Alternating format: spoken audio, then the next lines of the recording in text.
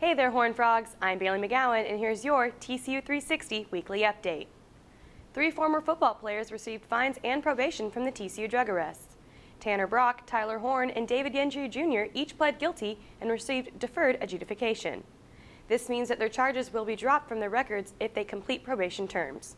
For more information, check out the full story on TCU360.com. The Big East dropped the $5 million lawsuit against TCU last Wednesday. Big East Director of Communications said TCU had fully discharged its obligations to the Big East, and the lawsuit was amicably settled without admission of liability of any party. The suit cannot be refiled because it was dropped with prejudice.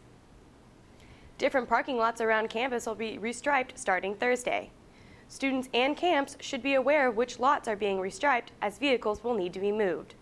Be sure to check out which lots are being restriped on TCU360.com. Big 12 Media Days were Monday and Tuesday. For a variety of stories on the players, coaches, competition, and reaction to the Penn State sanctions, be sure to go online. As always, don't forget to check back tomorrow for our 7 things to do this weekend in Fort Worth, and send your ideas to 360 at TCU360.com. Be sure to follow 360 on Instagram, Facebook, Twitter, Foursquare, and Pinterest. I'll leave you with Landon Hoff and Ryan Osborne's reaction of the Big 12 Media Days. As always, I'm Bailey McGowan, and don't forget to take risks. Hi there, I'm Landon Hoff for TCU 360 alongside Ryan Osborne here post Big 12 Media Day for TCU, TCU's first Big 12 Media Day. Ryan, what do you think of the reception for the Horned Frogs here today?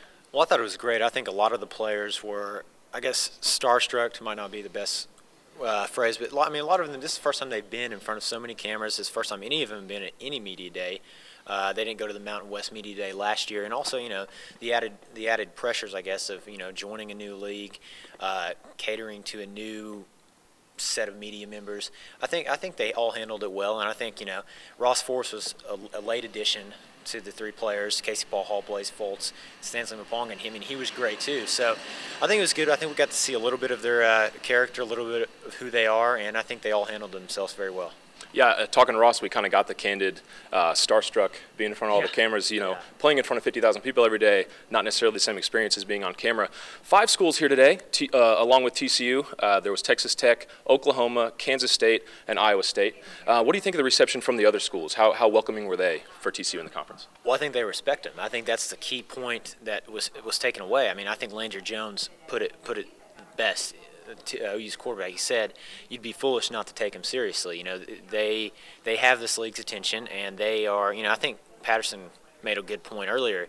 He said just because you're in the Big 12 doesn't mean you're a good team. I think that's kind of the other way around. Just because you're in the Mountain West doesn't mean you're a bad team, and I think everyone, especially the coaches, they all understand that. So I would agree, and on a more somber note, not as exciting, a lot of Joe Paterno discussion, Penn State discussion with the scandal everybody knows about. The penalties came out this morning, reduction of scholarships, a huge fine for the university. What was talked about here today? It's not the same conference, but it's still, you know, it resonates with all of college football. What was said about that today?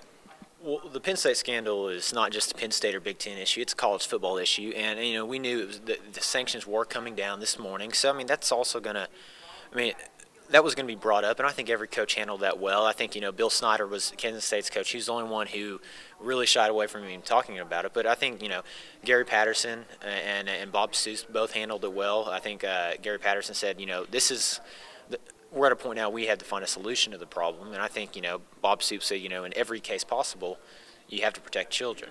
And I think that was the key mantra behind, you know, every coach. And I think they all handled it well. And, you know, they knew that it didn't involve this conference directly, but this is a college football issue, and it was going to be brought up, and, you know, I think they all handled it very well.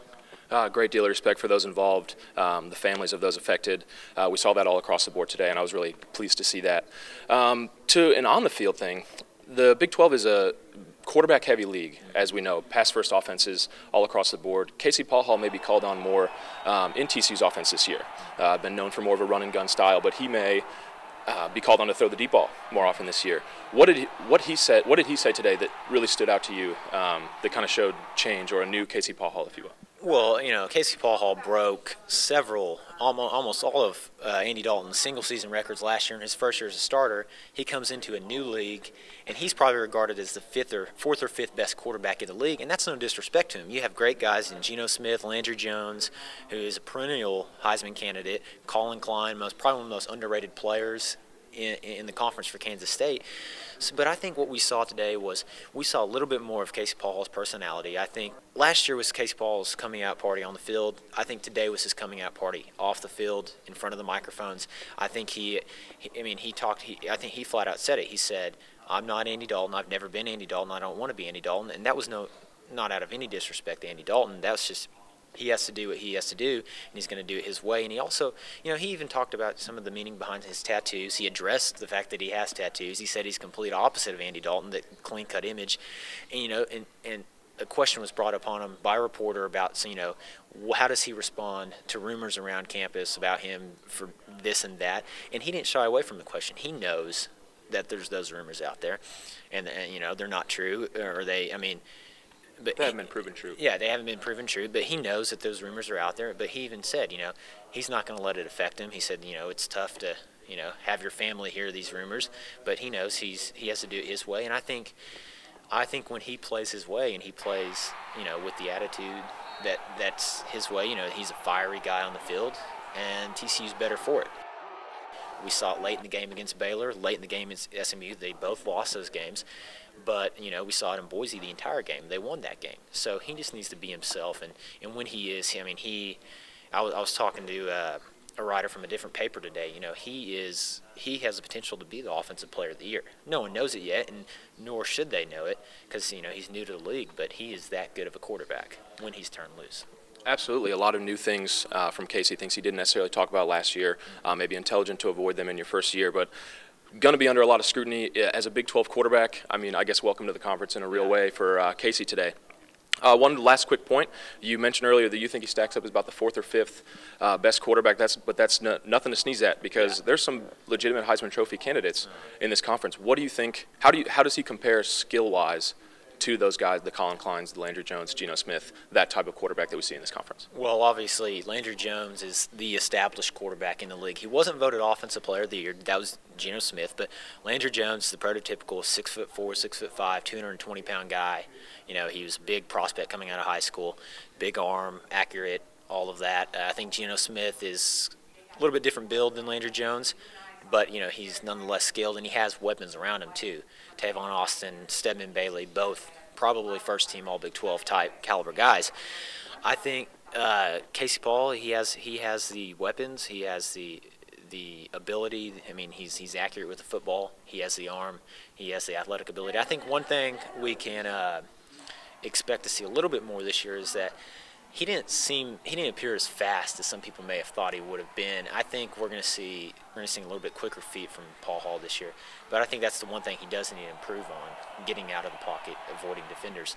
But skill set wise, he's right up there with the best of them. And the surrounding weapons he has, Josh Boyce, Matthew Tucker, Wayman James, they're right up there too.